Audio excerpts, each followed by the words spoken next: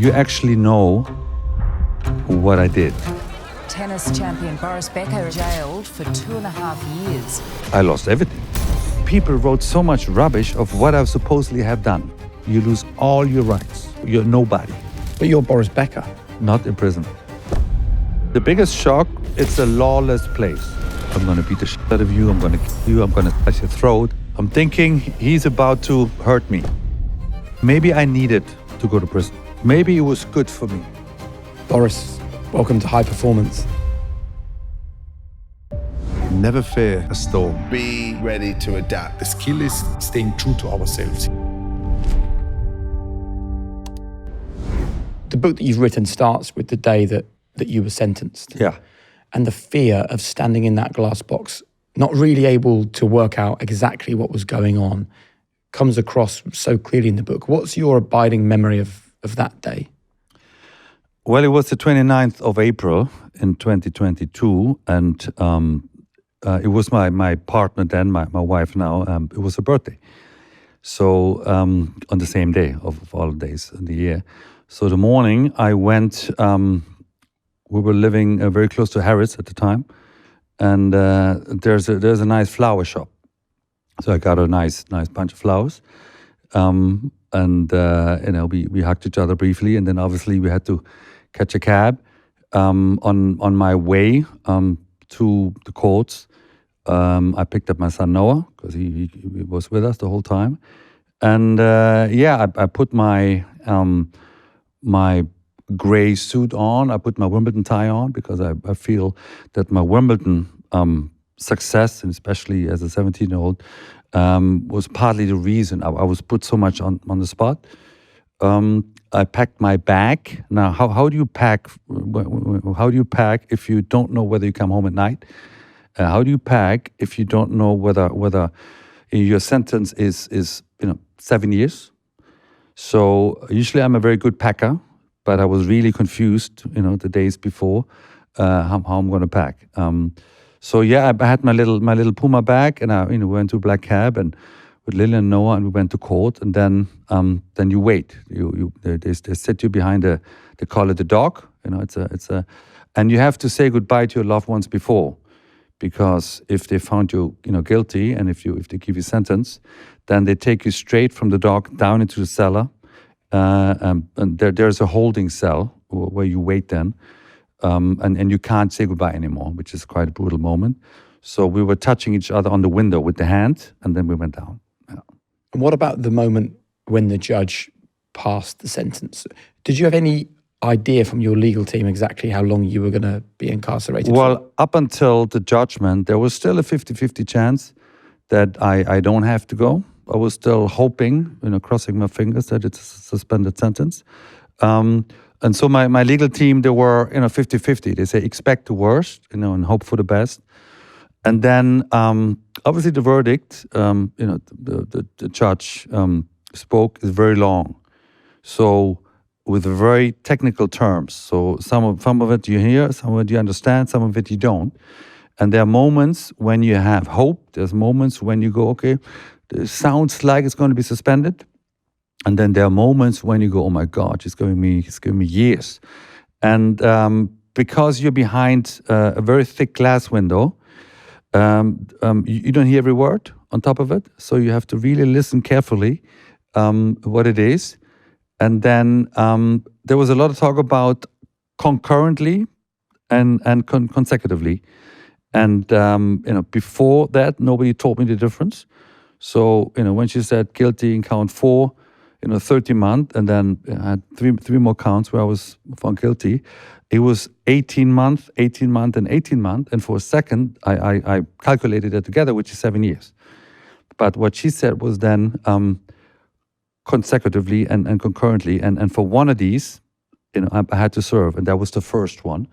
But I didn't know that until I went down into the holding cell, had a last meeting with my lawyers, and then they were explaining to me that it's the whole amount is 30 months, it's not 7 years, which is better, but it's still bad. If I think about it now, crazy. What do you think? It's like a movie. I mean, like a different life. If you understand my life now, in peace and in freedom, with my wife and with my loved ones, and all those years before, it's like a really scary movie. Yeah. There was a moment in the book where you recount your son Noah standing up and reading out a letter to the court. Would you tell us about that letter and the impact on you? Well, you were asked, obviously, by your legal team that your family, your friends, your loved ones, then write letters addressing the judge about your character and your personality. And he wrote a beautiful letter that it's not only affecting his father, but it's also affecting his life, his mental health, and that of his brother. And we sometimes forget this is it's a human story, right? Where there's a person behind the name, and I feel like sometimes judges, of course, they have to make their decisions and their rulings, and it's quite harsh sometimes, but you wanna try to give it a human point of view of the judge understanding. You're not only penalizing a man, you're penalizing a whole family. So you better be sure that this man is guilty. And how did you feel hearing your son say that his mental health is being affected by what's happening? Yeah, it's a fact. I mean, it's something that I knew before. It wasn't a short case. It was it dragged for years. It's sad. I mean, he's good now. He's a wonderful boy. But what about my mother? What about my sister? What about my partner? Everyone is affected by that, and we sometimes don't think about that. But it's a hard emotion for you because as the son, you want to protect your mum. As the dad, you want to protect your son. As the husband or the partner, you want to protect your partner. And you were the sort of the reason they were feeling like this. So for you personally, the emotions must have been difficult. Yeah, I mean, it's obviously it's my responsibility. Yeah. It's bears on your shoulder. You feel guilty by putting them through something like that. So now since I'm out, I'm even more protective of them. Being a wise old man now. I'm just trying to protect them for making stupid mistakes. Having grown children, though, good luck with that. Parenthood doesn't stop when they're 18. It never really stops. But it's a big, they're the loves of my life, of course. But it's a big responsibility. Yeah. If you're in your 40s like me, then you will already know this, right? Energy is everything, isn't it? You've got growing kids like I have. You've got aging parents also like me. You've got pressure at work. And somehow, among all of those additional drains, you've got to be focused, resilient. You've got to be present all the time. But the truth is, right, energy doesn't just show up when you need it. You've got to build it. And that's where I believe this comes in, Vitals from Heights. It's 2 capsules a day. I take them every day. It's packed with 20 essential nutrients, omega-3, all the B vitamins, iron, D3. This is designed by doctors, and importantly, it's backed by thousands, and I mean thousands, of scientific studies and third-party tests. I promise you this isn't hype, okay? This actually works because I feel it. And without this, I know that I would struggle. When I don't take Vitals, I miss it. It gives me that clean, consistent energy.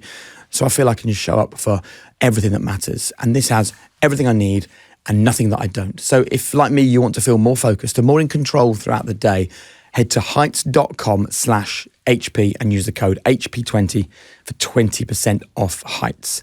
Or just click the link in the description. But I promise you, you won't regret it.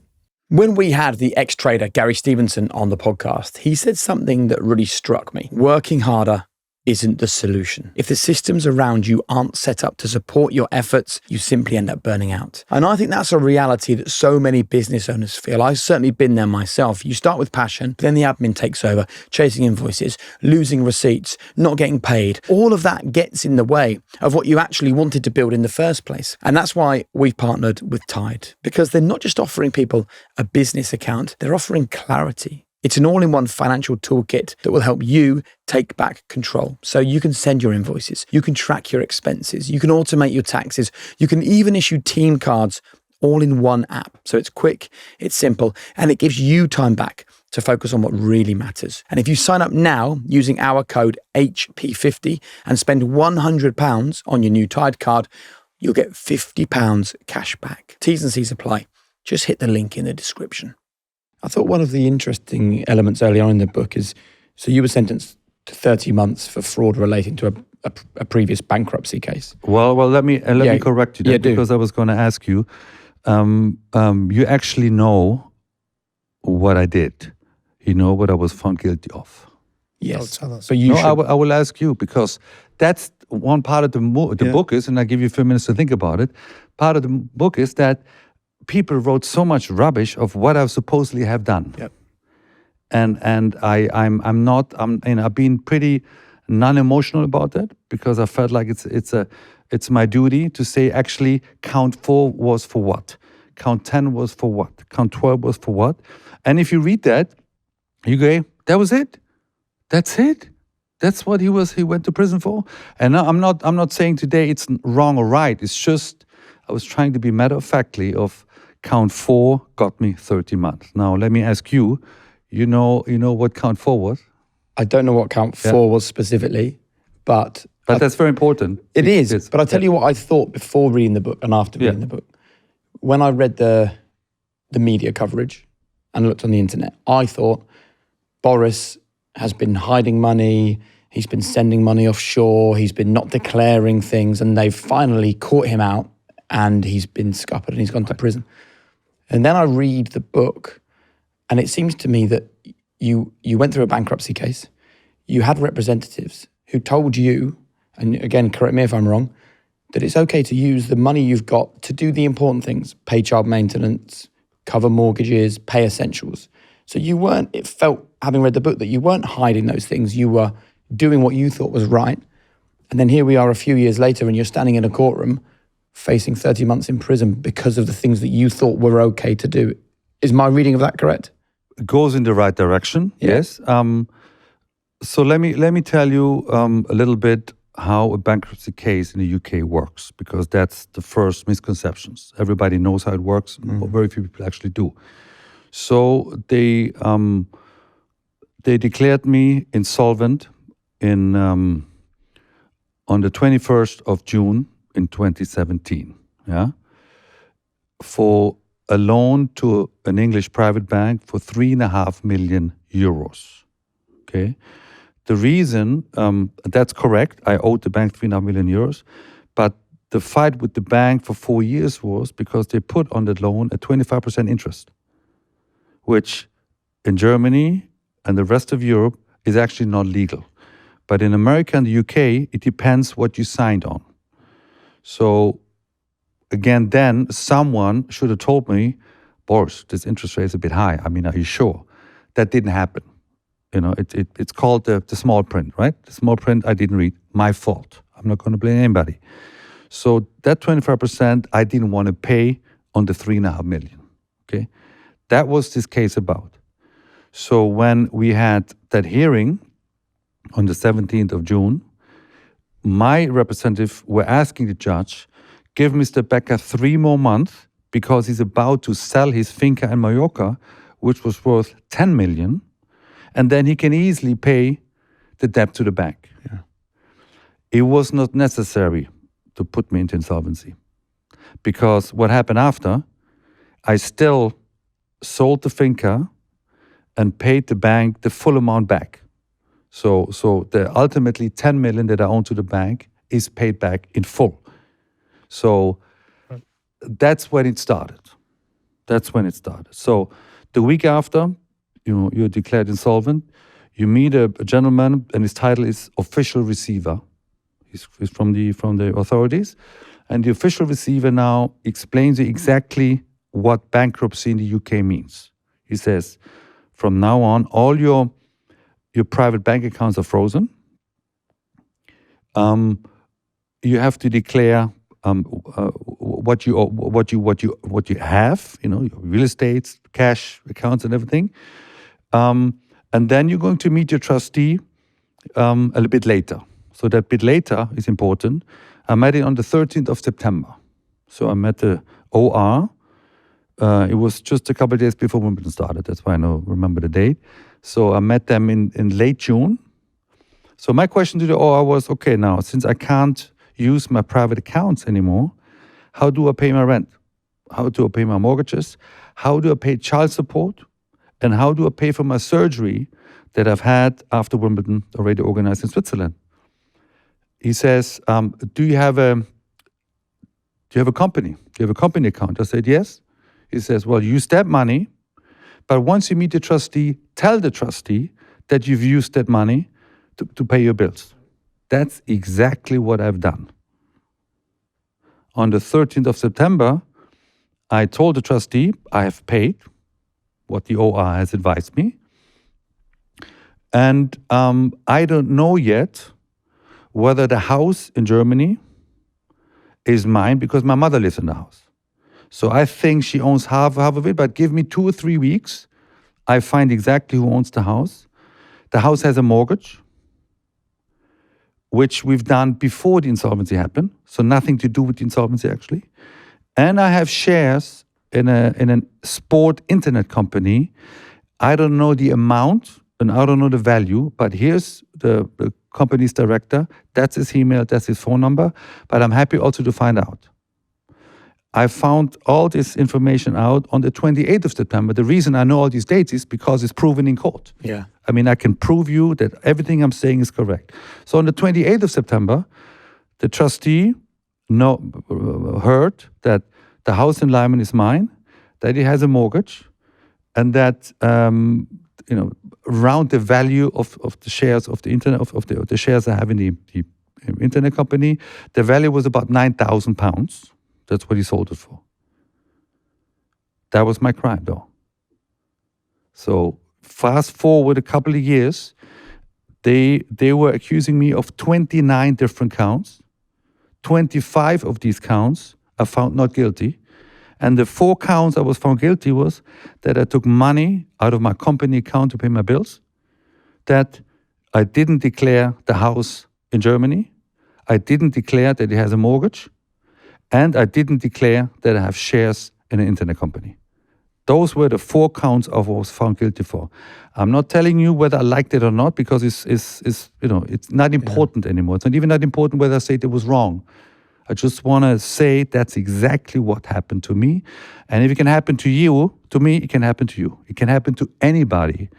If the system wants to get you for whatever reason, the system usually wins. Harsh words what I'm saying, but I'm giving you the truth. And you asked me before about the book. Yep. That's exactly what happened to me. Why did the system want to get you? You know anybody else that won Wimbledon 17? I'm a big name. I'm a huge fish. I'm a huge fish for the prosecution. I'm a huge personality. Meaning, if they're going to get Boris Becker, they're going to get everybody or anybody. It really, they are more powerful than you. And of course, I'm not here blaming anybody. Okay, I could have had better advisors. I could have been smarter. I could have taken more time. But I didn't think for these mistakes that I would ever be in prison. So when you're found guilty, and the judge decides that you did commit these crimes, how are you kind of processing the fact that this is your truth? Yet that judge is saying that you've broken the law. Like, what was the evidence that they had to say that what you're saying is not true? It's already too late then. You're already past the point. You've already accepted everything that happened. Yeah. The most difficult weeks were the 3 weeks between,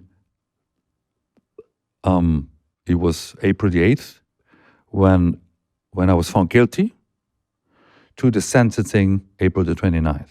Because in these 3 weeks, you actually don't know. You just know that you've been found guilty in 4 points, and these 4 points I just explained, but you don't know what that means. Of course, you ask your legal team every day, and they say, Boris, there's not another case in the British system that's anywhere close to you. So we don't have an example. We don't know. There's 15 other cases that have done exactly what you've done. So we don't know. Oh. We don't know. We can only tell you that it's 50-50, and you better prepare for the worst. Because if you're found guilty for each count, you might have to go for many, many years. So that was my preparation. You're a man who spent his life being in control on the tennis court. That was your incredible innate ability. What did it do for your own mental health when you were so out of control in these 3 weeks? For good or for bad, I'm not really afraid of things. I wish I would be more afraid in my life because some of the things that happened to me would have happened.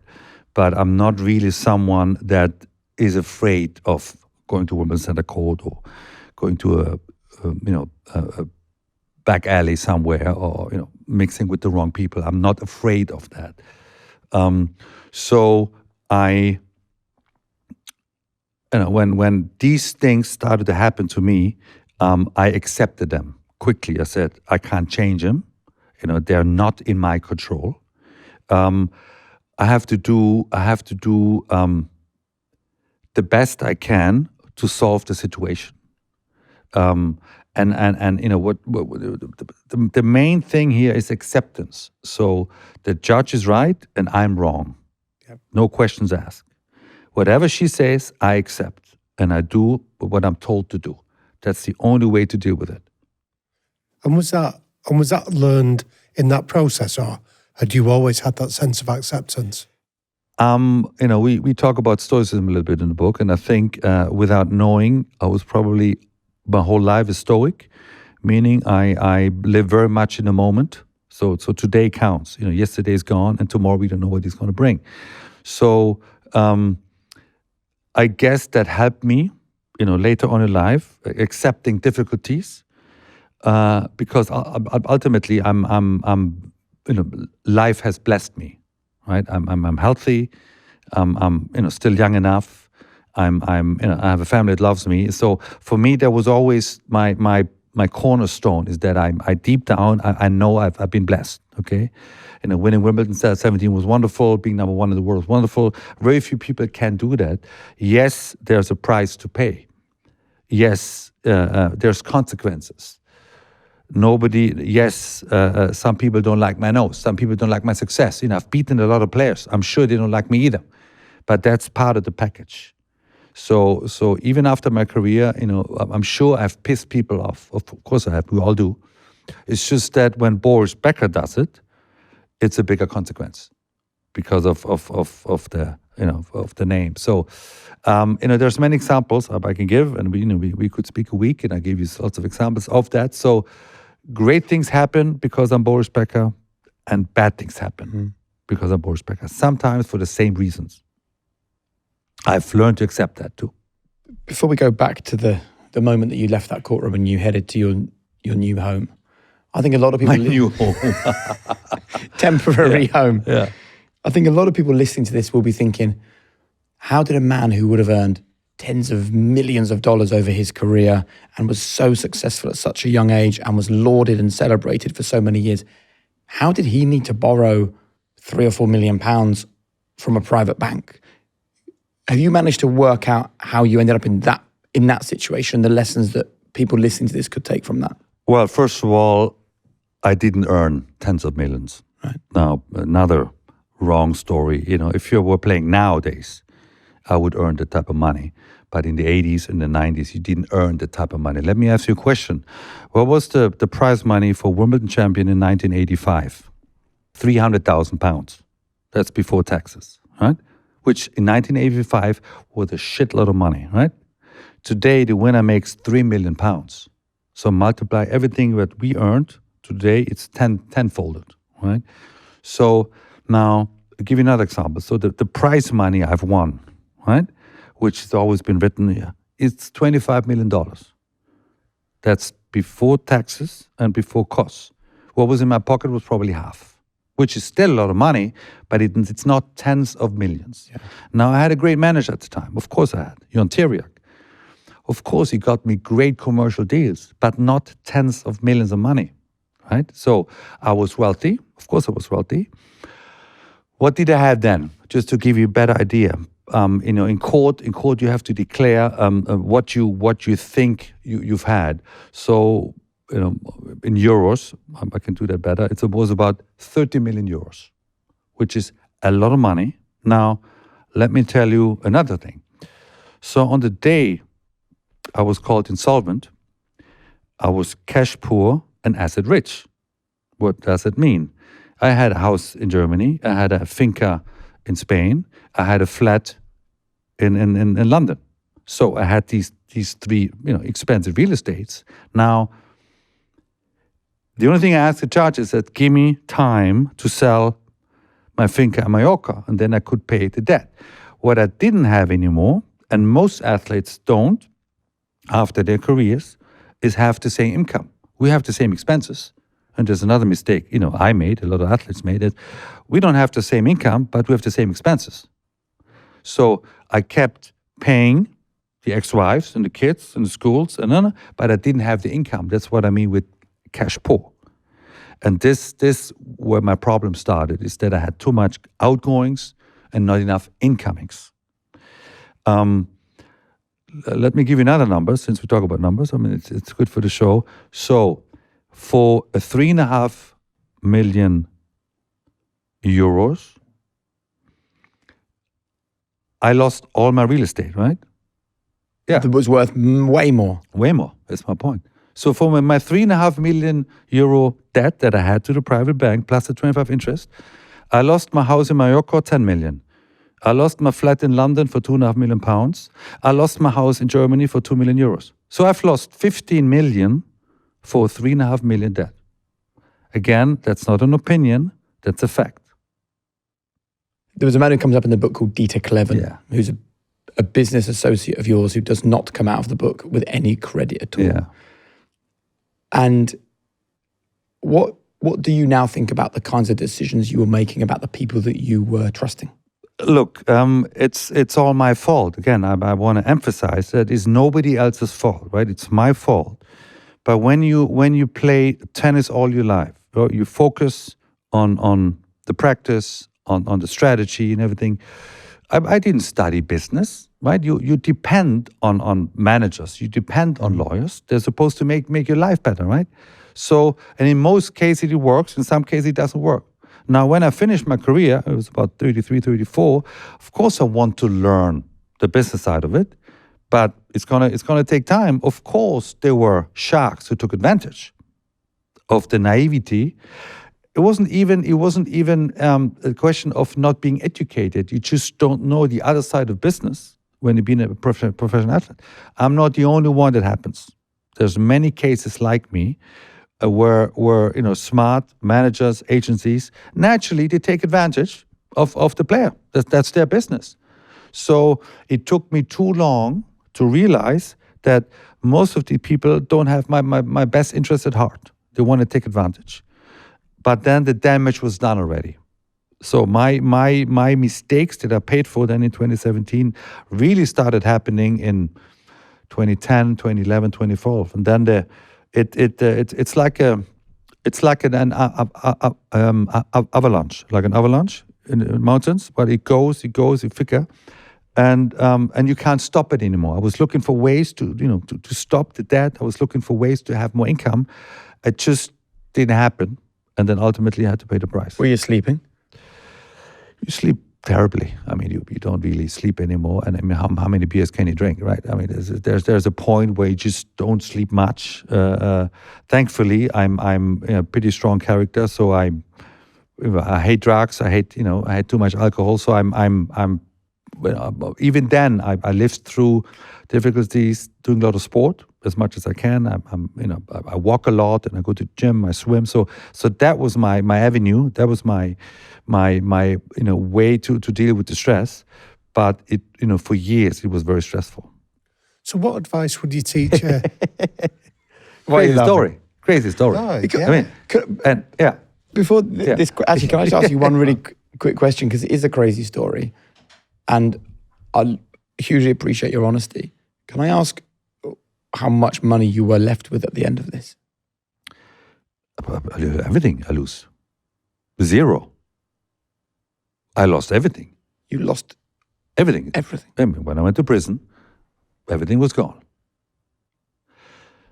Another thing that people don't understand if you get into a British insolvency is that you're still allowed to make money.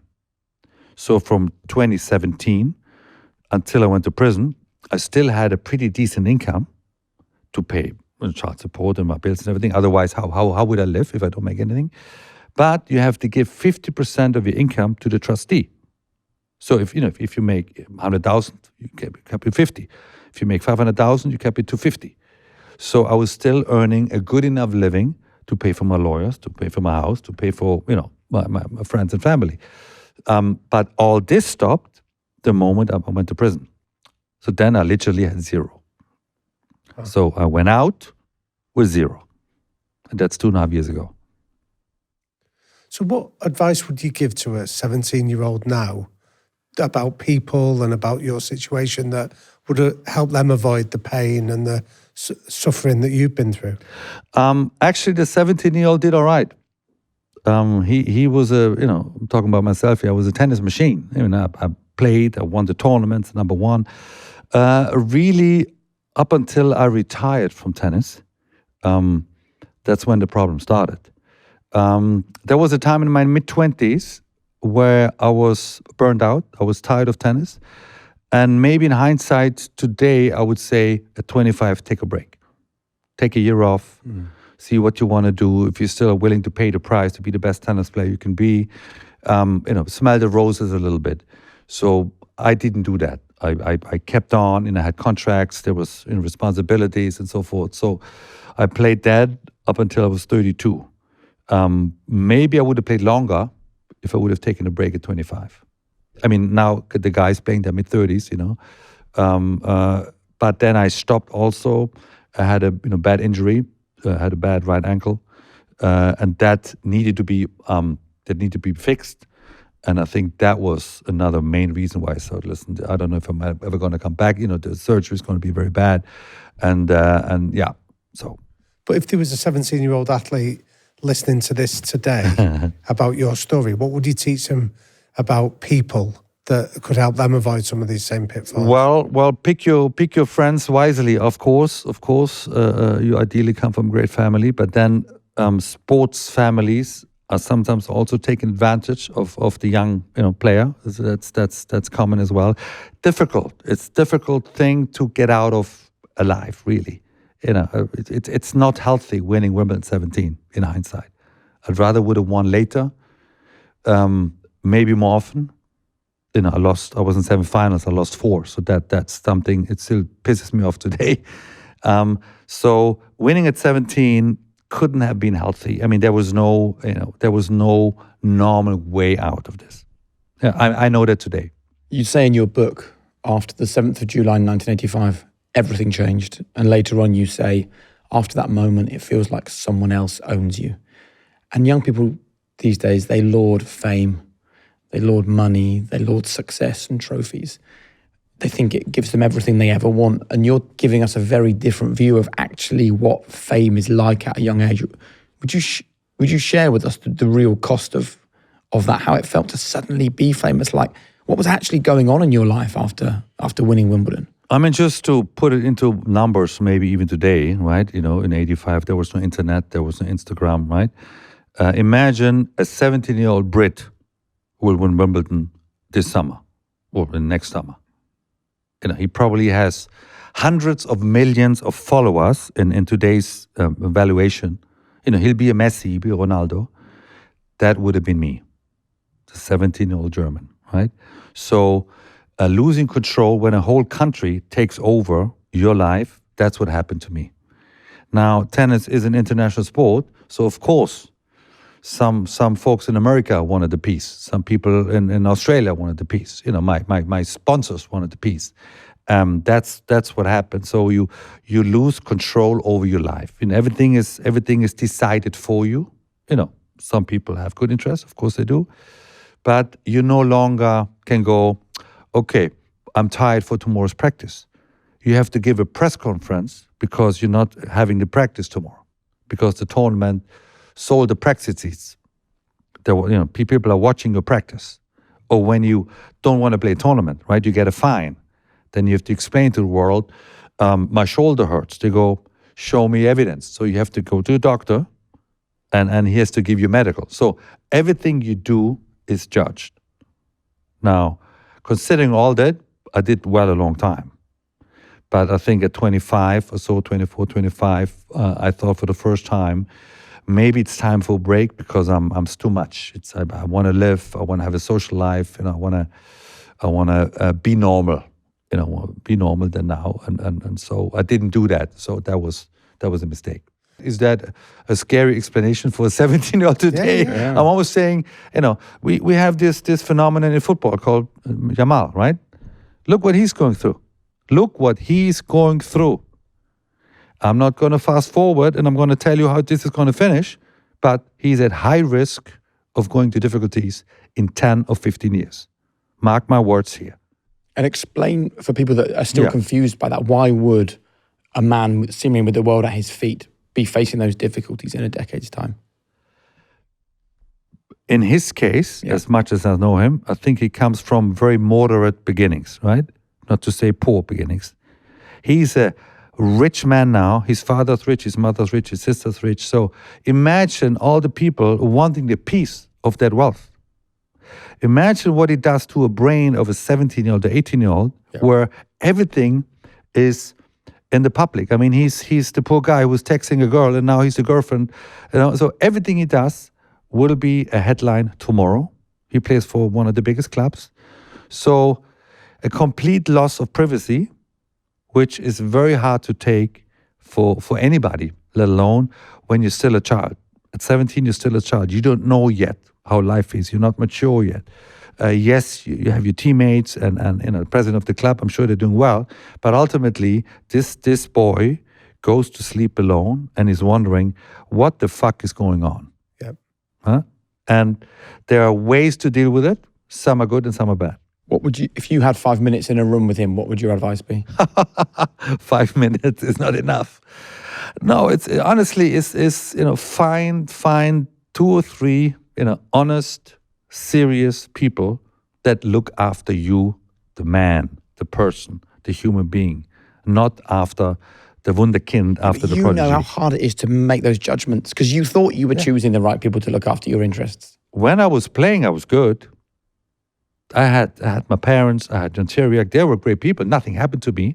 But my education in business just didn't happen. Therefore, I didn't know who was good in business, who meant well, who was cheating me, who was taking advantage. So that was my issue after I stopped playing tennis. In my tennis career, I was safe. But eventually, there's a time after. See, but I find it intriguing that the brain doesn't mature until around the age of 24 and 25. Well, some people even say we're not matured. So well, maybe later. But I find it interesting that was the age when you described yourself as being burnt out and wanted to step away. So when you look back on the 17 up until the age of 24, what were the kind of mistakes that you realised you were making that maybe you wouldn't have done after that?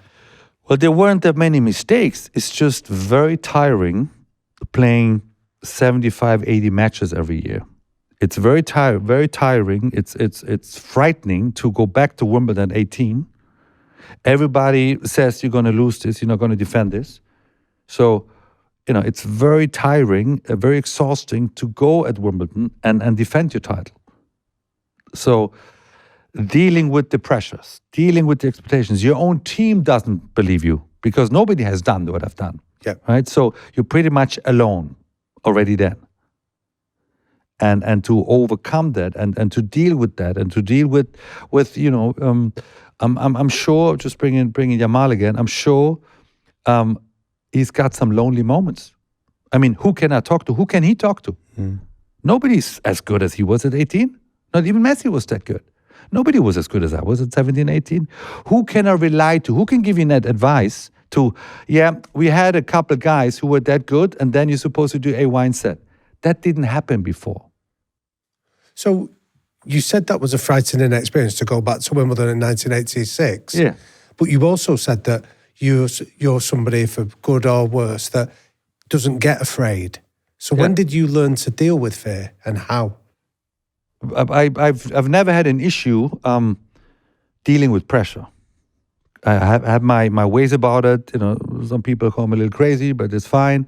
I never had an issue with that. It's more other people had an issue with me, how I was and maybe how I am.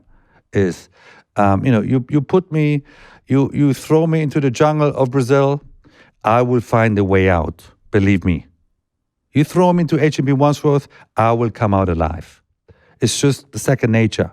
It's don't ask me how I do it, but I will find a way. So when I was 18, 19, 20, yeah, there was a lot of pressure and it was difficult and exhausting. And not every match I won, of course not, but I was okay with it. I was okay with it up until I wasn't. Look, aging happens to all of us, but feeling old, I believe, is totally optional. And I actually started noticing just recently some little subtle changes. I had slower recovery after my workouts. I was a bit stiffer.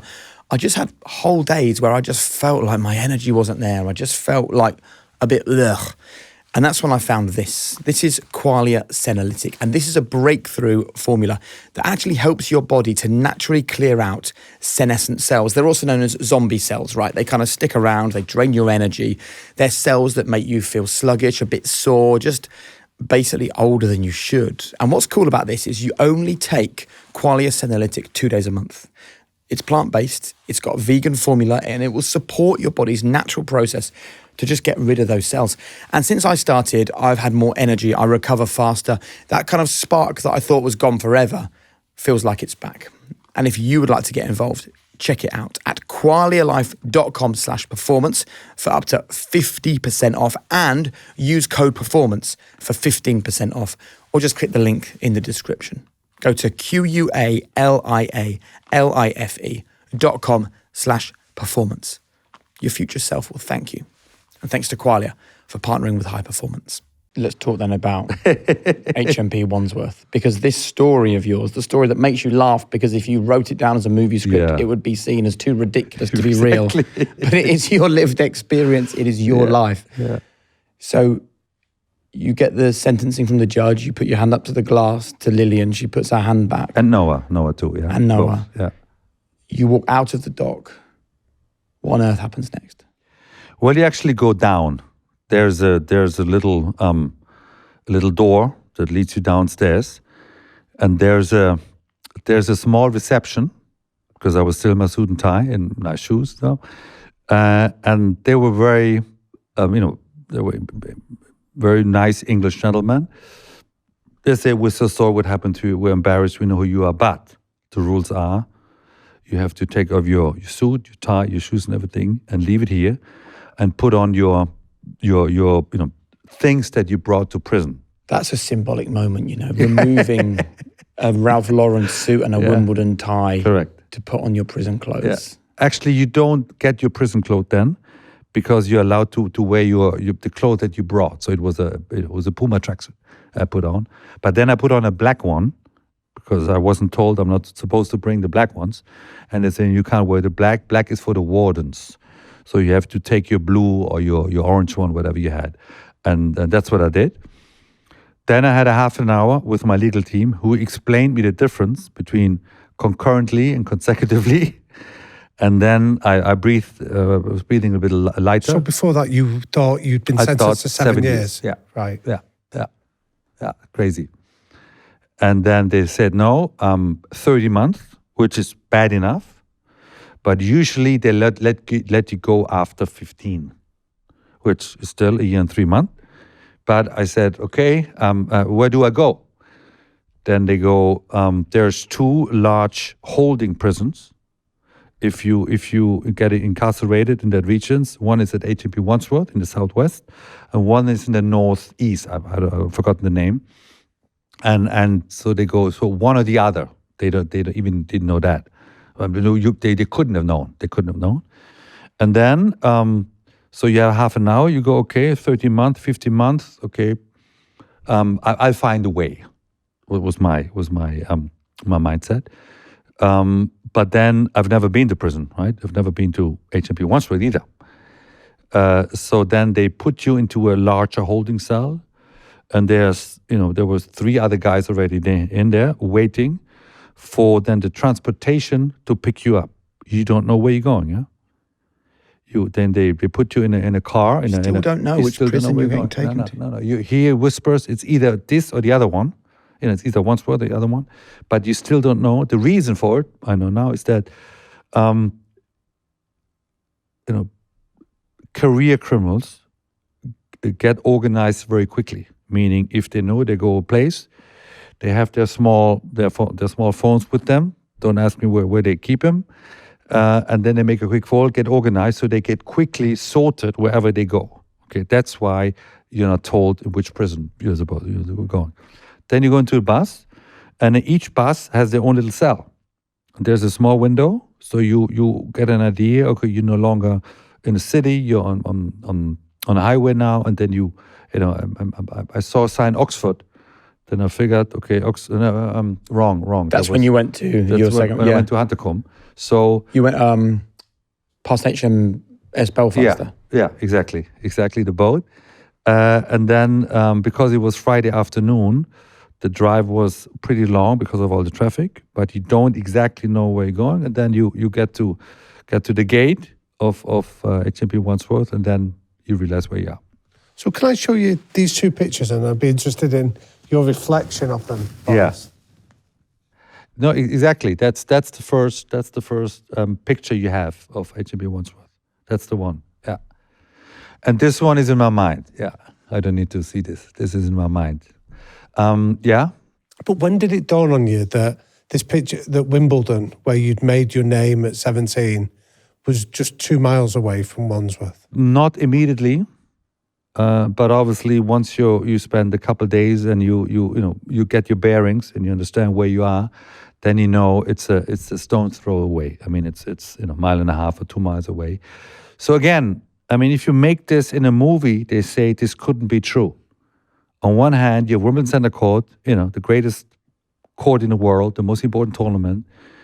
My favorite place, and then a mile and a half down the road, it's one of the worst places probably in the world. Yeah, I did it both. I want to read you a quote from your book about the first night at HMP Wandsworth. It's the screaming that cuts you deepest on your first night in prison. Tell us about the screaming. Yeah, you don't know many things when you first enter prison. I mean, German prisons are different. Every country has different prisons. What I've heard is HMP Wandsworth in particular is a real bad one, but you don't know that, fortunately. So you get into prison. They make a picture because then they give you a little badge which you have around your neck, so you're no longer Boris Becker. You're a number. What was yours? Mine was A2923 EV. I think that's what it was. Yeah. And then they guide you. People work there. Actually, the listeners, which became very important for me, the listeners then start talking to you, and they start to explain you what's happening in Wandsworth, and then they guide you into a cell. Before that, I must say, I went to the office of the director of Wandsworth, and he explained to me what's going to happen now. Right. So one of my fears was naturally that I have to share my cell with someone, and he says, "No, I have a single cell because I'm at risk." I said, "What do you mean I'm at risk?" He says, "Other prisoners will take advantage of you. They may know you, they know your background. You have wealthy friends, a famous guy. So we want to protect you from the rest of the lot." I said, "Great." Then I asked him, of course, what about the showers? And he goes, "Well, just be careful. Just pick the right group of people, because the shower is locked from the inside. And we all watch these movies, right? What happens in the shower?" So that was my biggest fear, is that I'm going to be showering with people that take advantage of me. And the wardens don't go in there? You lock inside the shower. So you're with your lot alone, right? And what happens in the movies is actually true. So that was my second fear. And it says, just find your group. Find your group that you feel safe with taking a shower. And that's pretty much it. And the listeners they took me in one cell, and it was Friday evening. And it's really small. I mean, it's whoever says prison is easy is lying. it's supposed to be punishment, it's supposed to be difficult, is really difficult, right? So the cell is very small, and there was a very small TV, probably the smallest I've ever had in my life. But thankfully, there was a TV. The programs were the BBC, ITV, Channel 4, and there was a movie channel, which I thought was nice, up until I found out that they had about the same 20 movies on a loop. So I've been watching Rambo 3 and all the Schwarzenegger movies, I think 50 times at the end of it. But it was better than staring at the wall, right? So, and then I was just about to make my bed and make myself comfortable and just accept it. What are you going to do? Then they came in. The listener says, "No, this cell is needed because I was on the bottom floor because there's an old guy and he needs to be in the bottom floor because he doesn't walk so well anymore. So they put me on the second floor, right in the middle, which was not so good because there's a little loop at the door, which you can close, and which the wardens look in and if they want to tell you something. Mine was broken; it was open. That's why I heard the screams much more. And so I had to spend the first week or so in that really terrible cell with the loop open. And I was my first cell had a single bed. The second one had a bunk. But because the door was open, I put the clothes that I have on the top bunk just to have a little bit of privacy. Because there's a thing that the first couple of days, all the prisoners always check out the newbies. And so they were looking inside the whole time and asking me if I want this, if I want that. So it's crazy. What did you do? Because, do you speak to them? Do you not? Because they can smell fear, right? Yeah, of course. Well, at first, and I was unlucky there, is that because there was a holiday on the Monday, I was in that cell about 22 hours. A day? A day. I was only let out from 11 to 12 to grab my lunch, and dinner between 4:30 and 5:15. That was it. The rest, I was inside that little hole. And the first, I remember on the Saturday, you go out and you're really scared. Then you're really scared. Explain that fear to us. You are in a complete unknown environment. Everyone is a criminal. You don't know what they've done. But then you quickly realize, there's murderers, there's pedophiles, there's drug dealers, there's people smugglers. The worst lot you can imagine. And they look like it. I was probably the only one that didn't have a tattoo, right? And then you go and you stay at the servery and with your little plate, and you look to the floor. You don't look anybody in the eye because you're afraid. The listener spotted me, and they came around to protect me a little bit. And they go, well, don't deal with these people and don't look at them. And there's another listener in the kitchen. His name is Mo. When you get there, talk to him. He's going to tell you what you can eat and what you shouldn't, because the food is horrendous.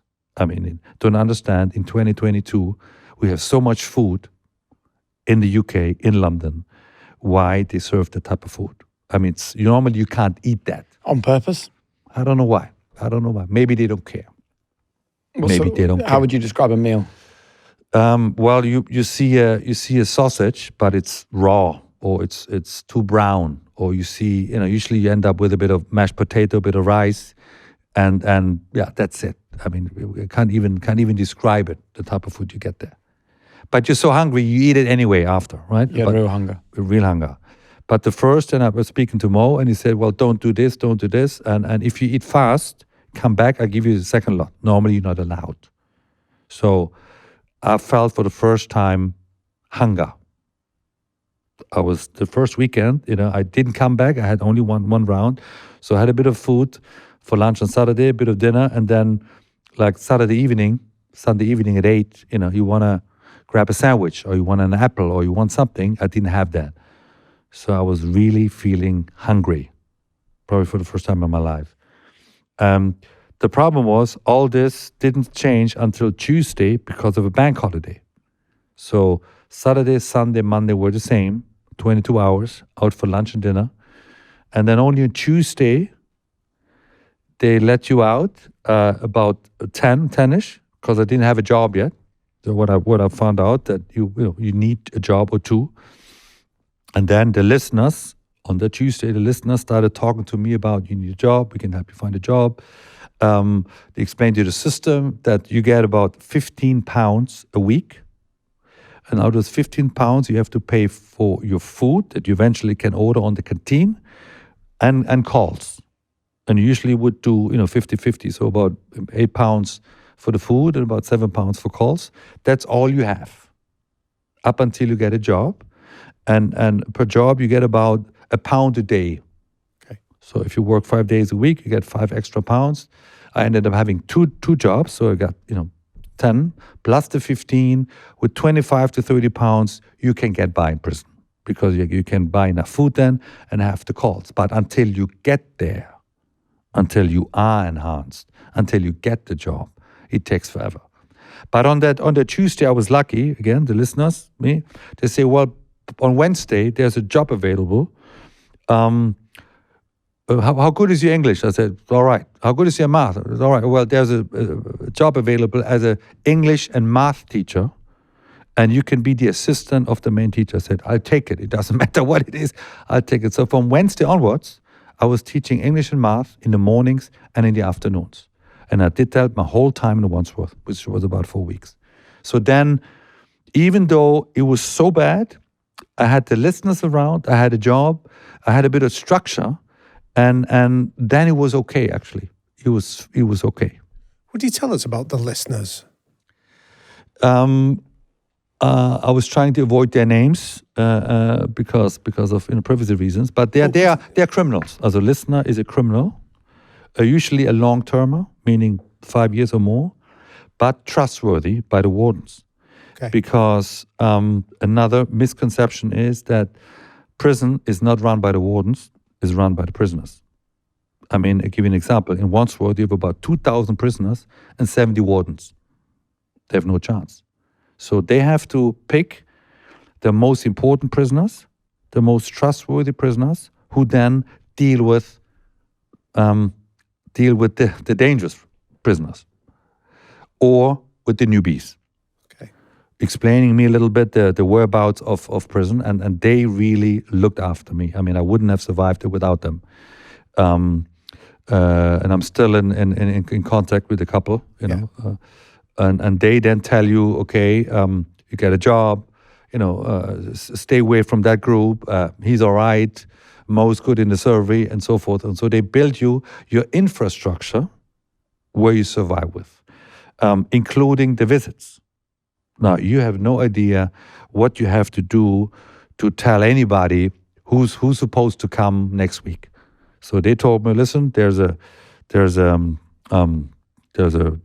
what do you call this? There's a page, a document, and that's where you can pencil in on which day your girl or your son, whoever wants to come, can go. So that actually happened on that first Thursday. So on the first Thursday, I was able to, before that, call my partner. I said, listen, on Thursday, but you have to call HMP Wandsworth because you have to tell them who you are, when you want to come, and so forth. Well, Lillian had to call them. Lillian had to call them. Right. I couldn't. I just So said. you're totally out of control here. Totally out of control. You know nothing. You know nothing. And that is for a control freak like me, that's really difficult to deal with. Yeah. What would you say was the biggest shock? Well, the biggest shock still today is that how dangerous prison is. That if you're with the wrong lot, I mean, people today get killed in prison. There's a large number of deaths that we don't even know about. People can get really badly hurt, and at the end of the year you say, a couple of names are missing, but because you're a prisoner, you lose all your rights. You're nobody. Your number, actually, I said that before. Your number. So that's the most scary part of that type of prison. But you're Boris Becker. Not in prison. Not in prison. Which worked in my favor because a lot of prisoners didn't know me, didn't know tennis, weren't interested. So that actually saved me a bit. If that they didn't know that, of course, I know people of power and money. So easily they could have taken advantage of the fact that this newbie, has a couple of listeners, but we a lot are much bigger.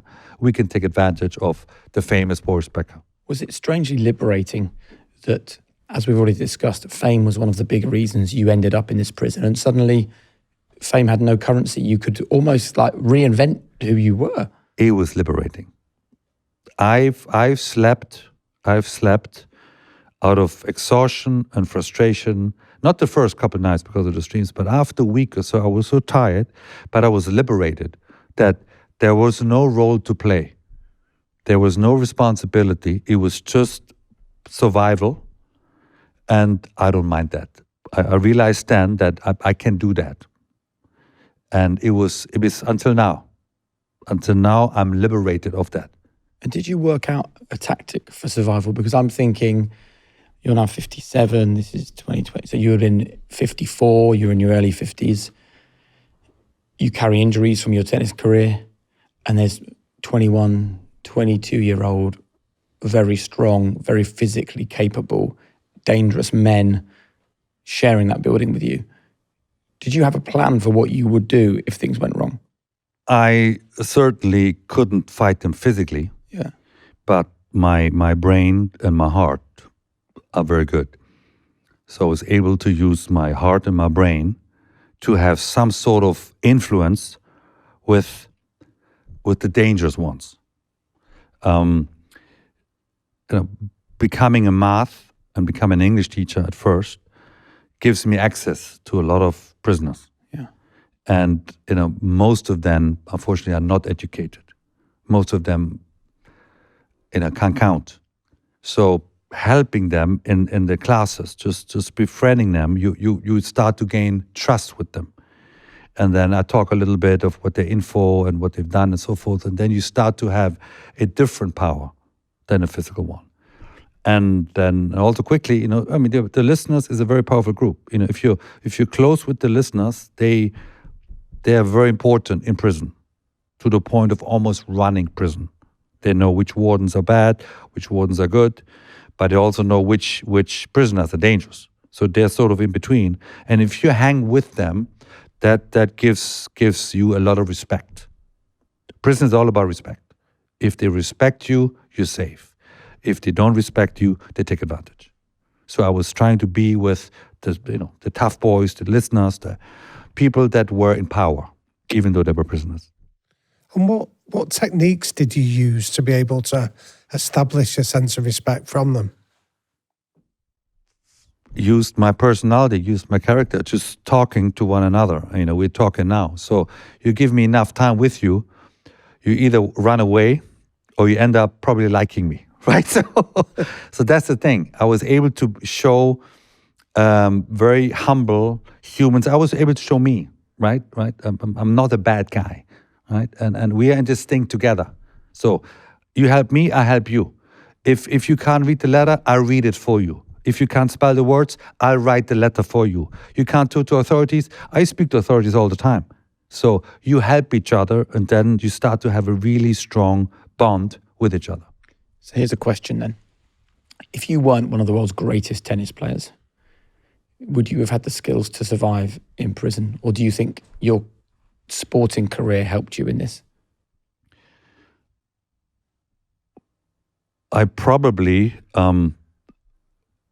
wouldn't have survived prison if I weren't a gifted tennis player. Tennis is a very difficult sport. It's you're on your own. You have to deal with tough players, crowds, weather, scheduling, and all that. So if you can't overcome these situations, most players can't, by the way. Yeah, most players can't today, cannot. I probably wouldn't have survived prison. So the qualities, I talk about Stoicism, I talk about character, personality, this survival instinct in that fifth set, that survival instinct of coming back at 18 winning, this mindset that some call maniac or crazy, or I probably am, but otherwise I wouldn't have done what I've done. And I think that played in my favor. And what would you say was the biggest characteristic, though, that is transferable from centre court to the prison? Well, you have to look after your own. In that tennis match, I mean, you're the one that decides to serve the forehand, the backhand. You're the one decides when to get up, what to eat, what to wear. You are very, very independent. Oh, we were anyway in the 80s and 90s. I think players are more depending now. But in the 80s and 90s, we were a bit wild. I mean, we talk about Borg and McEnroe and Connors and Lendl and all these characters. We were a little crazy, but that set us apart, I think, from the rest. You write in your book about prison crack. I think for people who've never been in prison, they think, well, of course there's no alcohol in prison because it's prison. Of course there's no mobile phones because you're incarcerated. Of course there's no drugs because you can't get the drugs in there. What's the truth? Whatever you want, you get in prison. Literally whatever you want. Depends how organized you are, how much you want to pay for. You can get, I wouldn't say a first class menu, but talking about drugs, for example, the most popular drug in prison is called spice. I didn't know that. You can get through help. I don't want to claim now it's the wardens, and I don't want to claim it's someone else. But if you pay enough money, you get almost what you want, including phones. You get the little phones, and they, you're able to hide it in your backside, right? I mean, it's all happening. So depending what you're willing to pay, you can get a lot of things in prison. What was it like seeing people so close to you taking drugs, drinking alcohol in this kind of confined environment? Like, what was the impact of those people that were taking what you call prison crack? Well, you would stay away. I mean, you quickly find your group. Yeah. And mine wasn't dealing in that. And how would you know that they're on spice? Because the listeners would tell me all that. I wouldn't know. I think I obviously see they're drunk, or obviously they're high, but you don't know how. Is it possible? How could they get this in prison, right? I mean, it's the first question you have. And then the listeners tell me, Boris, you have no idea what's happening in here. You can literally get almost anything, depending how much you're willing to pay. Not in prison, but someone knows somebody outside, and that a person outside gets paid, and then someone organizes whichever way they do it to get to the prisoner. It's really. But you're thinking in that situation, if you can get drugs, you can do anything. You can kill me, you can rape me, you can attack me. It's a lawless place. Yeah. It's a lawless place. Anything can happen. That's the most scary part for me. Then, and in hindsight, is how dangerous prison is. So what were your coping strategies to be able to handle such uncertainty, such danger? Stay with the right group, honestly, and then really be careful not to step out of place. You can't brag, you can't tell too many of your stories, where you're from, you can't tell anything about your loved ones. You have to be really, really selective in who you're talking to. And which topics you're talking about. You have to really be careful. And at first, you really want to get out of your cell. I mean, that's 22 hours in a little hole is really difficult. At the end of my prison term, there was my safe place. At the end of Huntercombe, I couldn't wait to get back into my cell because I was safe. So you mentioned Huntercombe prison. So you were told by your legal representatives, correct me if I'm wrong, that you would spend some time being processed in Wandsworth for a few weeks, then go to an open prison. Correct. You can see Lillian, your partner, you can spend evenings at home. Yeah. And what happened? That didn't happen. That didn't happen because I don't have a British passport. I have a German one. So in about 2 weeks in Wandsworth, I have to go to the authorities and ask passport and everything, and then you go, well, you don't have a British passport. I said, no. Well, then you have to go into a foreign national prison. I said, what is that? Well, this is for people that don't have a British passport and who want to stay in the UK, and this is where you'll go. I said, but that's wrong. I was told that after a couple of weeks in Wandsworth, I go to an open prison because obviously my crime isn't as dangerous and isn't as bad. They say, well, you were told wrong. And what do? You can't believe it at first. And you're getting worried a little bit that what else is wrong that I was told? And that's when you get careful who you talk to. And then, then we start, I mean, my wife now, partner then we started really talking about, okay, what happens in a foreign national prison? What does that mean? And then she gets information from the outside. I try to get information from the inside about what that is. And then pretty quickly it was clear that because I don't have a British passport, I have to go to a prison for foreign nationals. How would you describe Huntercombe Prison? Huntercombe Prison on the surface wasn't as bad. The building was a bit more modern, more like in the 70s. The ceilings were lower, but you had the same criminals. So on the surface, it was okay. But then you had your murderers and your pedophiles and whoever was in Wandsworth, who was not British, had to go to a foreign national prison. One of them was Huntercombe. My luck there was that quickly one of the main wardens there was a guy called Andy Small. To a point where he almost saved my life.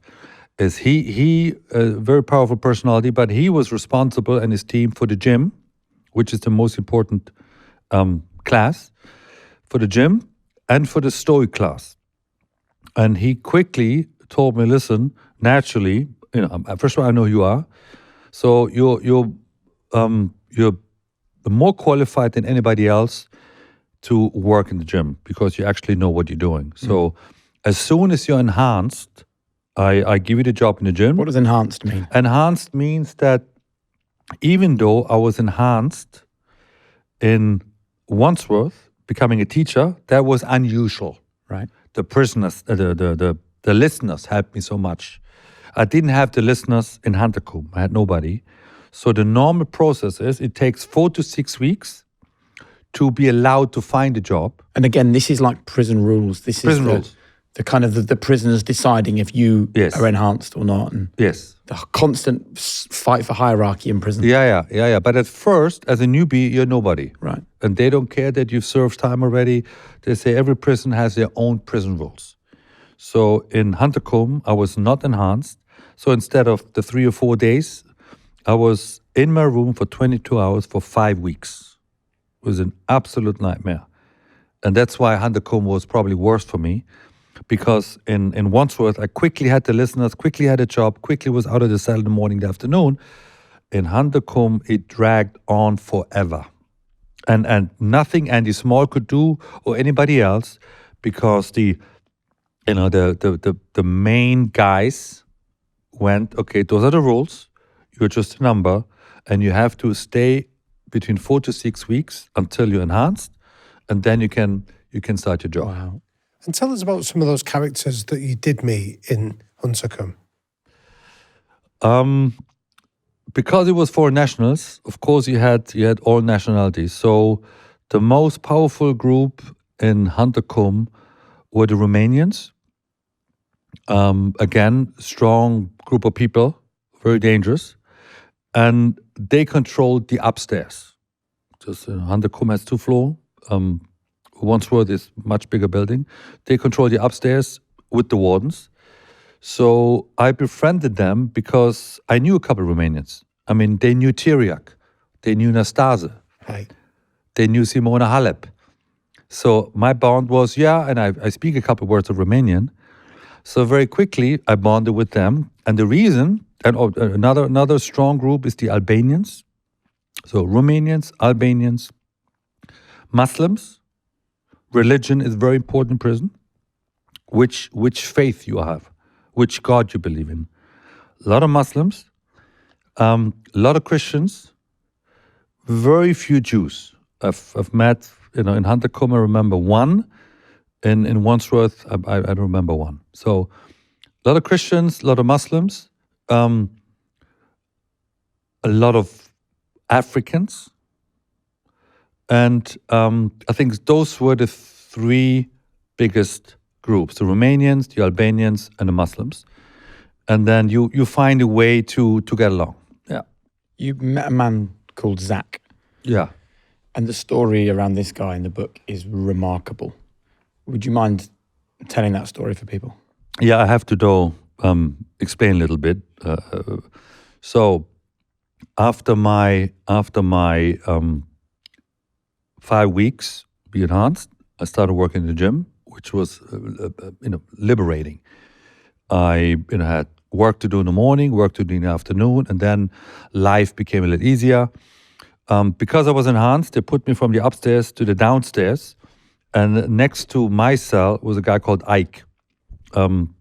He was living in Hamburg, but he was originally from Nigeria, from Lagos, and he was a heavy-duty drug dealer. He spent a lot of time in Belmarsh. And on my left was an Indian guy, a Sri Lankan guy called Shuggy. He was also at Belmarsh, both long-termers. Shuggy's crime were gang-related.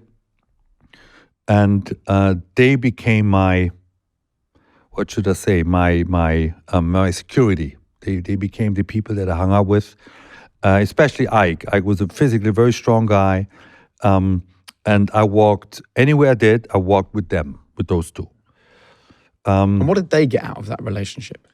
Ike, for example, speaks fluent German. He knew my first wife, Barbara. My first son is called Noah, so his first son is called Noah.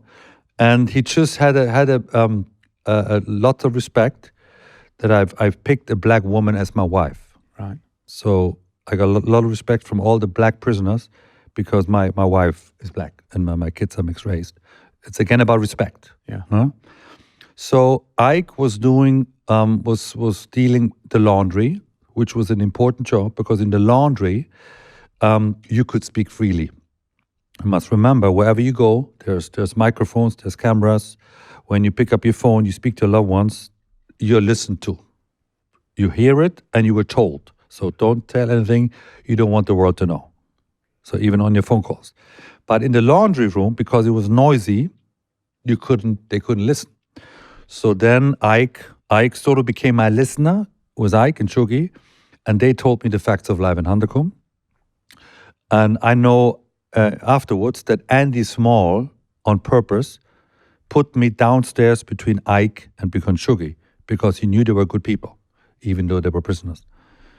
And I didn't know it then, but I know it now.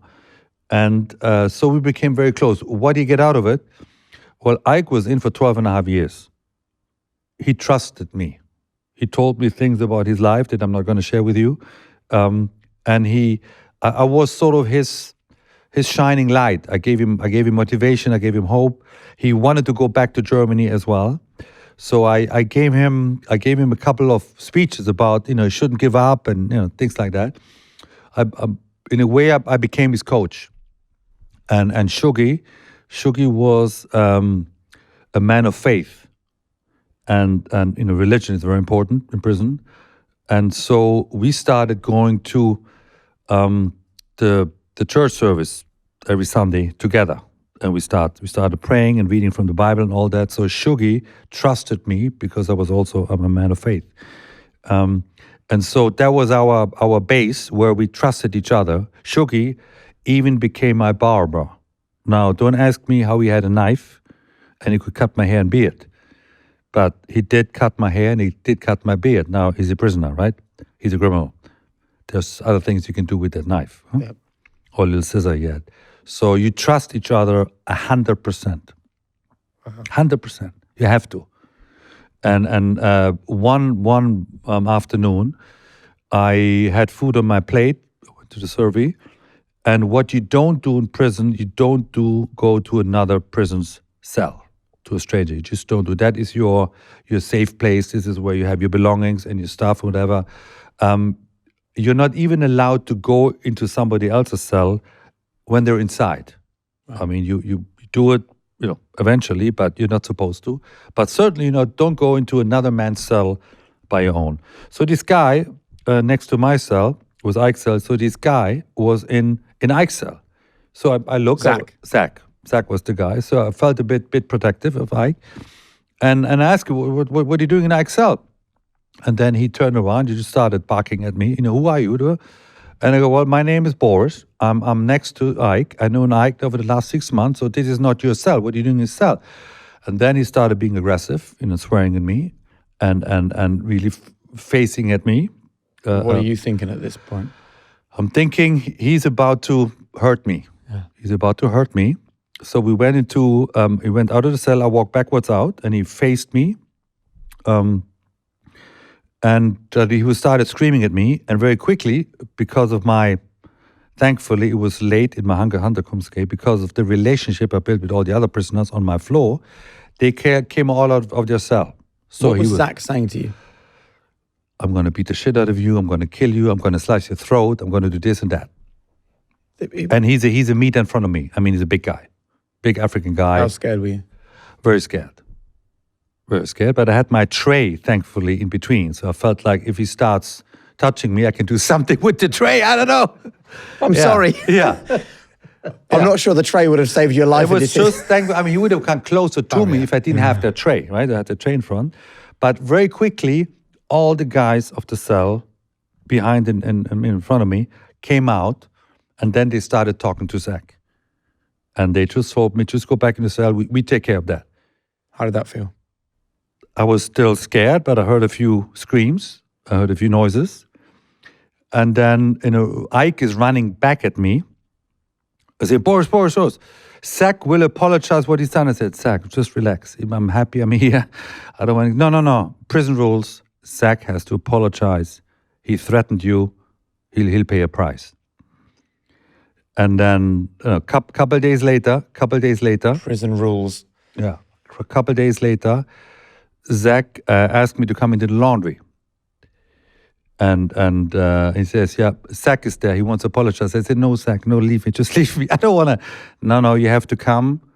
He will apologize. So I go into the laundry room. Zach sees me. He falls to his knees, kisses my hand. I get embarrassed. I get up. No. I apologize.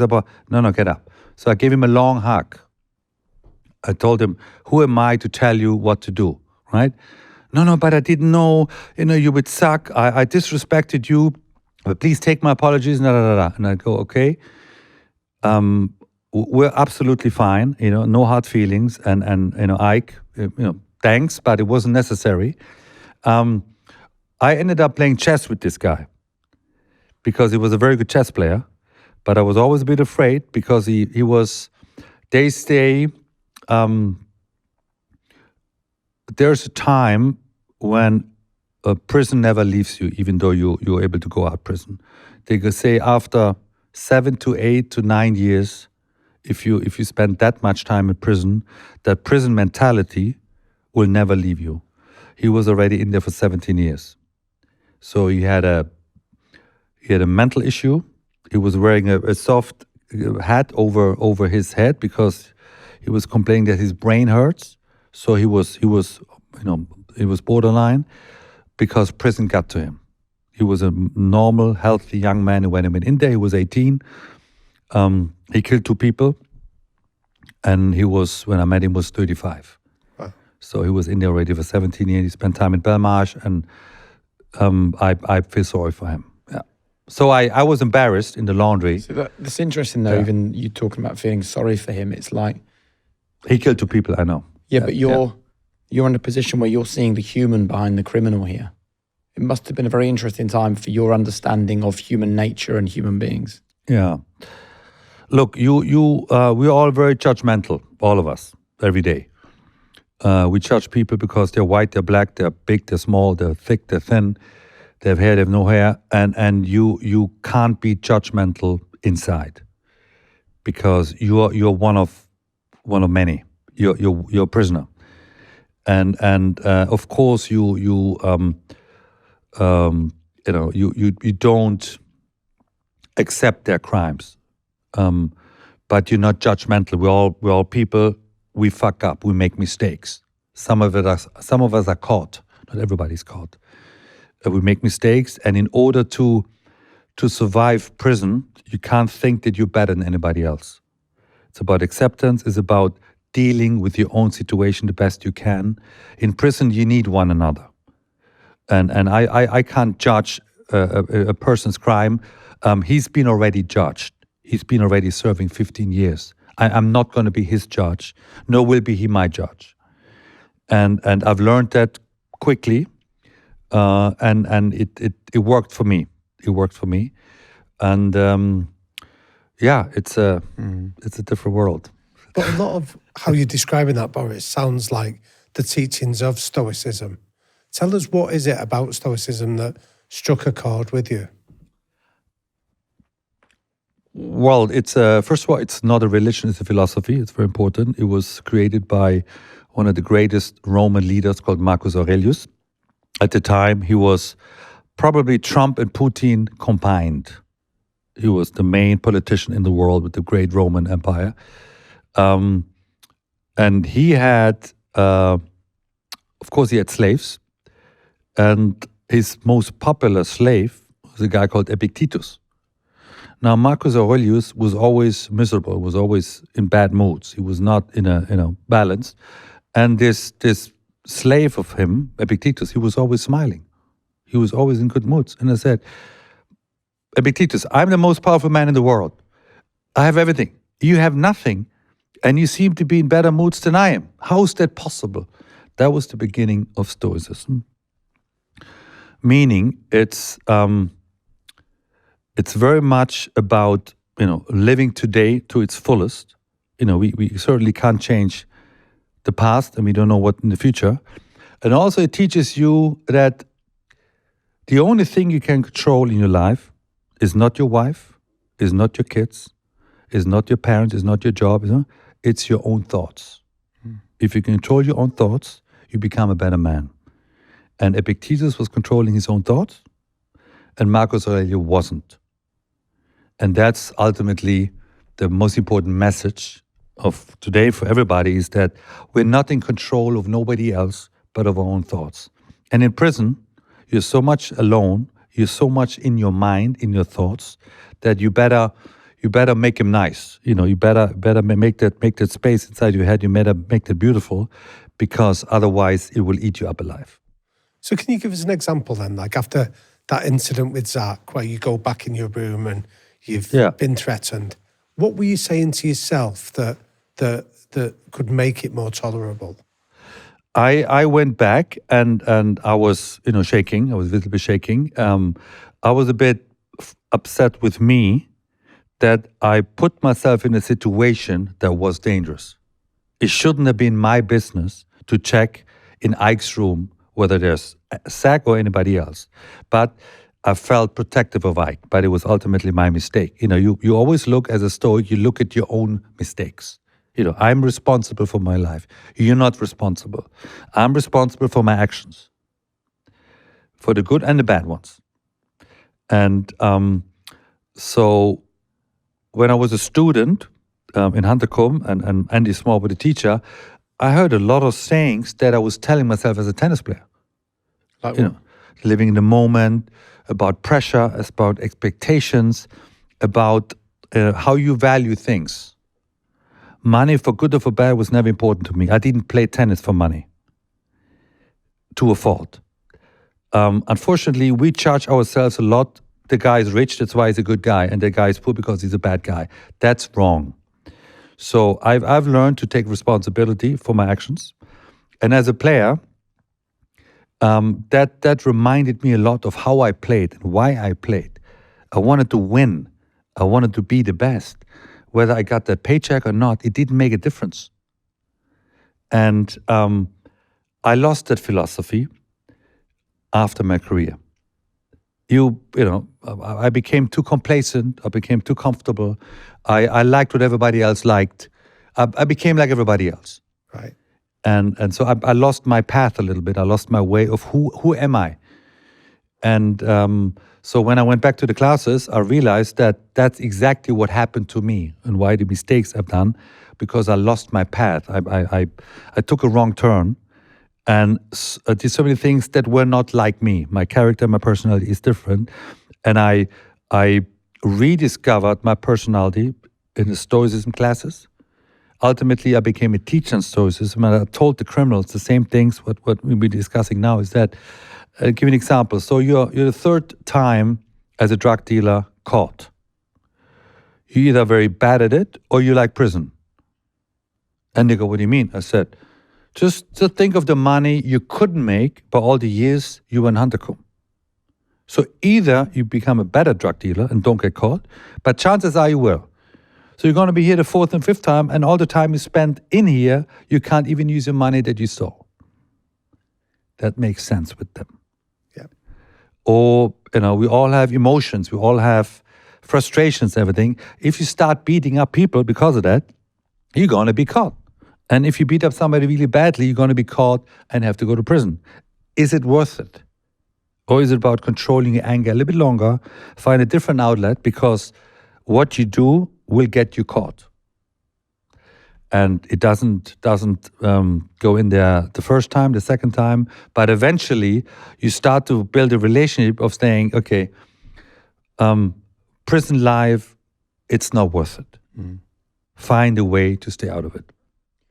You're talking to a fellow Stoic here. I have Memento Mori tattooed on my inside wrist, which, as you will know, is remember that you're dying. So really, none of this actually matters too much.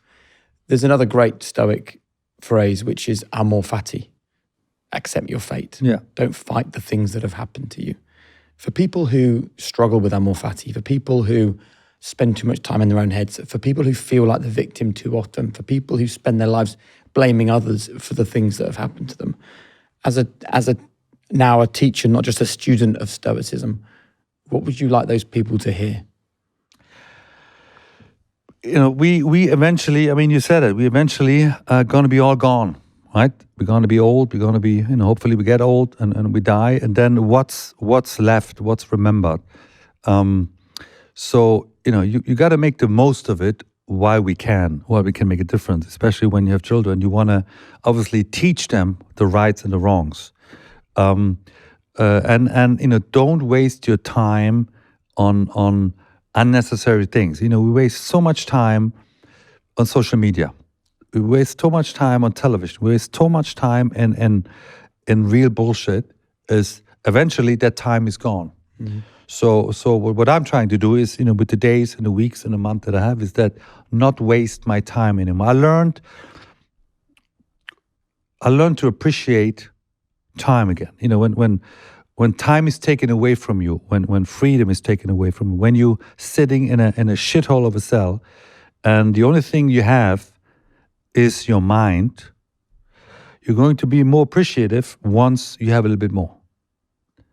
And again, my mind saved me. My mind is saving me now. And there's only a couple of people that I allow into my inner circle now. I'm very protective. My wife is very protective because I don't want to waste time anymore. I've wasted enough time in my life with the wrong people. So I'm really careful in who I talk to, who I have dinner with, who I drink with. Very, very careful. Can I ask you one question about Andy Small, who ran the gym and had the Stoic quotes on the wall? You started this by saying, Andy Small virtually saved my life. How do you mean? Yeah, he, without his supervision, without his guidance, without his protection, Huntercombe would have been very different. He quickly realized that he could help me. I was open for it. He, in that regard, it helped that I won Wimbledon. Otherwise, he wouldn't have known me. He quickly realized that I could be important for him as well, because I could deal also with prisoners in a way he couldn't. He wants me to continue the Stoicism classes in Germany. We were going around the world already a couple of times and in preaching Stoicism to whoever wants to listen to us. So he became a really close friend of mine. And yeah, if you wouldn't have put Shuggy and Ike next to me to protect me, Zach probably would have hurt me. If he wouldn't have invited me into a Stoic class and made me a teacher, I wouldn't have discovered it the way I have. So he's very much responsible for me being the way I am today. What do you think when you see that photograph? Yeah, that's Lillian. That's right. Yeah, look, God blessed me with a very special person. We met already a while ago in 2018. How? By accident. An Italian friend of mine in Frankfurt, he had a birthday. He turned 50. His name is Michele. And she was his friend as well. So that's when I spotted her for the first time. And I knew then she was friends with Michele and his wife. And 2018, I was in trouble. I was insolvent. I was not in a good state at all. So I meet her, and I thought she was very interesting. And I ended up going back to Frankfurt every couple of weeks to meet her and everything, but she didn't want to meet me alone. She said, I didn't know you first, but I Googled you. You sound like trouble. So I stay away from you. I said, probably good advice. And so she would only meet me if there's Michele and his wife, if there's a bigger group. So we meet for lunch and dinner. But I'm persistent. When I want something, I'm very persistent. So it took me 10 months just to get her number. 10 months. And as a former hunter and collector, that's by far the longest it took me to ever get a girl's number, right? And then it's that first phone call. I love that you describe yourself as a hunter and a collector. Back in the days when I was young and wild, yeah. And and then it's that first phone call. Whether we all have done that very first phone call, whether it clicks or it doesn't click, and it clicked. And she was in Brazil in the holidays, and then she came back, and we're a couple ever since that comeback, but again, obviously, it was a very difficult time for us. So when I got incarcerated, and it's this 3-week stretch that I spoke earlier, from the 8th of April 22 to 29. I knew that there's a good chance that I have to go to prison. I sat her down. I said, listen, you're young, you're beautiful, you're educated. You don't have to wait. You don't have to wait for me. I don't know if I'm in for 2 years, 5 years, 7 years. Just live your life, and that's it. And she looked at me and said, no, of course I want to wait for you. I said, that came out of instinct. That came too quick. I don't believe you. You have 2 weeks now to think about it. Speak to your parents. Speak to your friends. Don't wait for me. Wow. And she almost, when I started again the conversation, she almost felt insulted of saying, how dare you question my decision? We are a team and we're going to do this together. Now, very clearly, she was the only contact I had inside in my phone calls. I wasn't speaking to anybody else. Yes, I spoke to Noah once or twice. I spoke to my daughter. But she was in total charge of my family, of my whereabouts, of my legal issues, everything. Without her, I wouldn't have survived it the way I did. And again, maybe I had to go through all the shit that I had to go through to meet this angel, and naturally, I came out. I asked her to be my wife, and she thankfully said yes, and we're having our first baby together in December. So, at the end of it, all the difficulties in my 40s, I'm meeting this woman who is, I hate to say this, but she is clearly the only boss I have in my life. Okay. Yeah. There's a story in the book where she gets a phone call from the landlady of the flat that she's living in while you're in prison, and gets told to leave. Yeah. Because the amount of paparazzi outside the flat because of you is too much.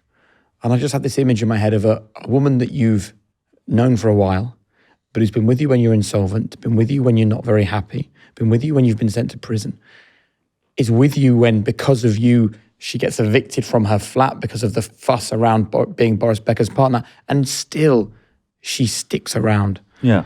And I started this book thinking it was a story about being in prison, and actually I finished the book thinking maybe this book is actually a love story. Look,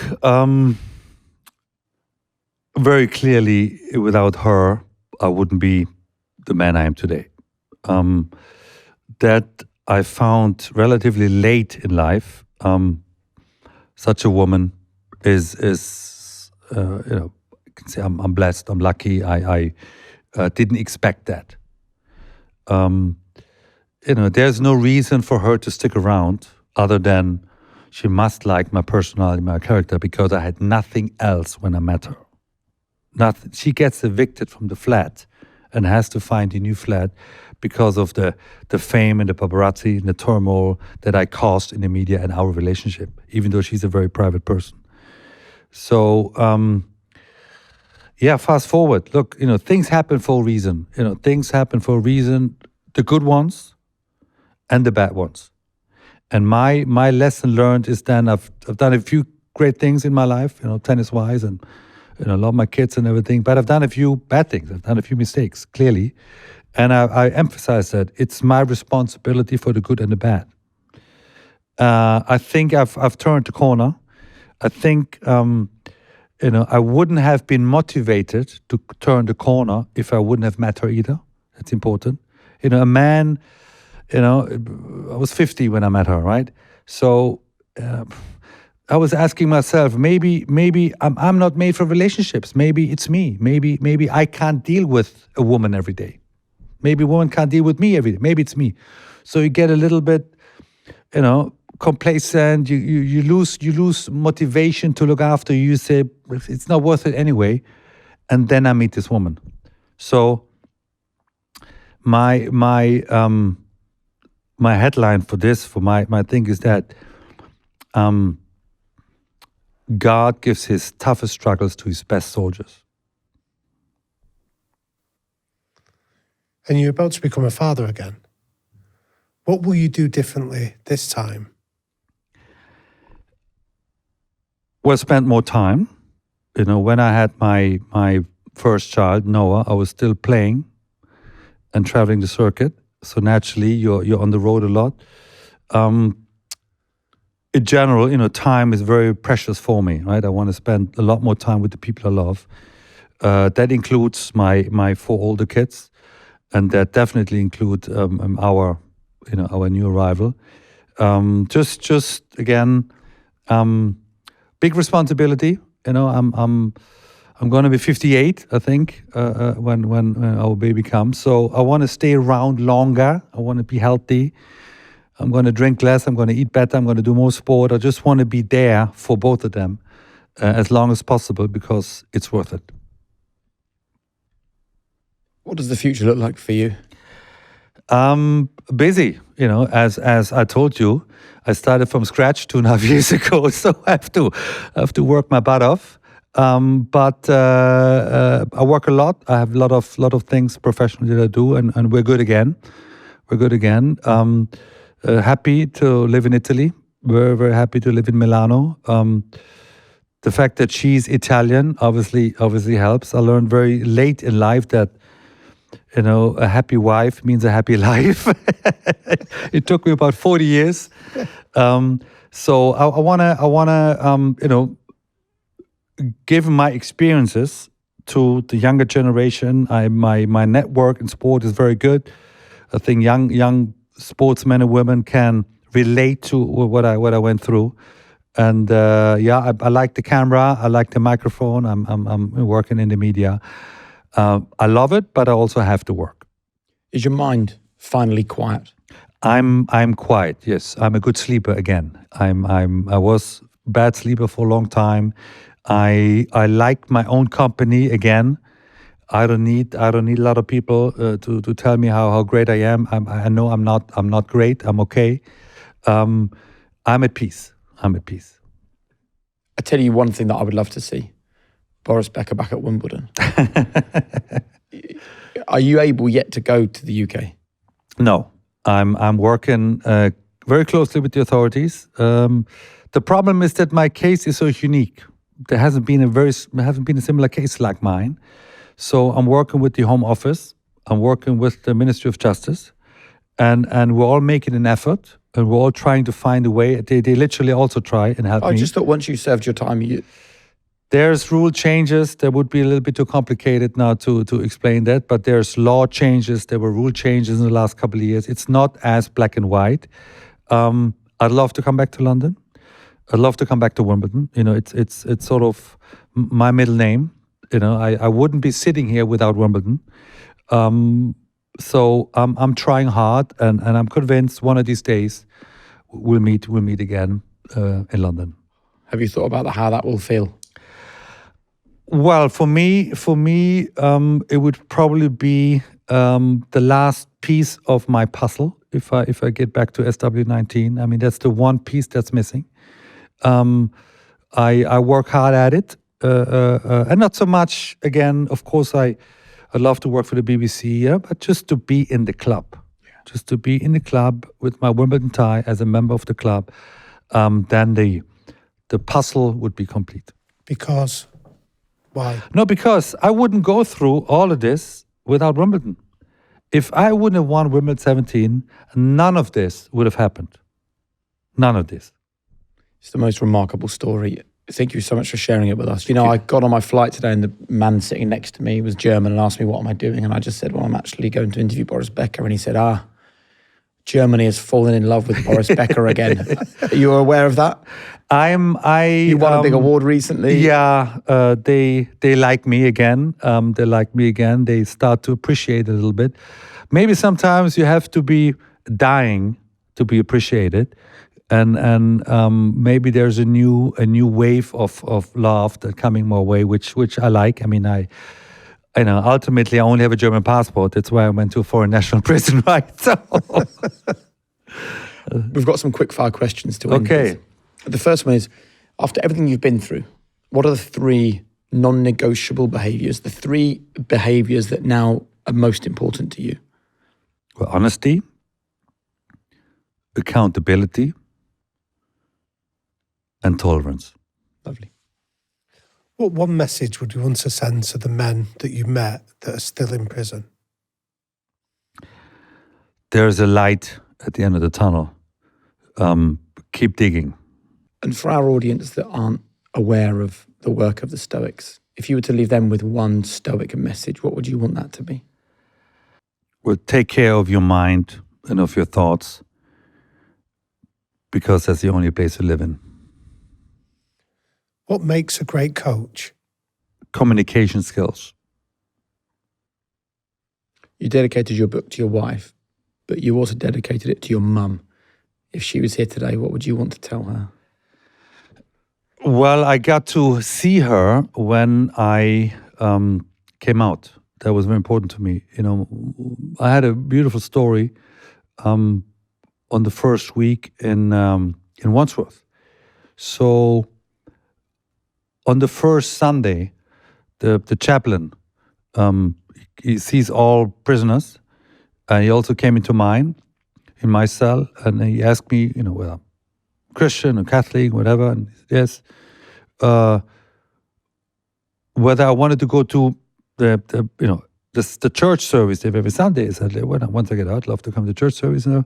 And then I asked him, I said, I wasn't able to call my mother yet, so can you find a way for me to call my mother, because I haven't spoken to her yet since I'm in.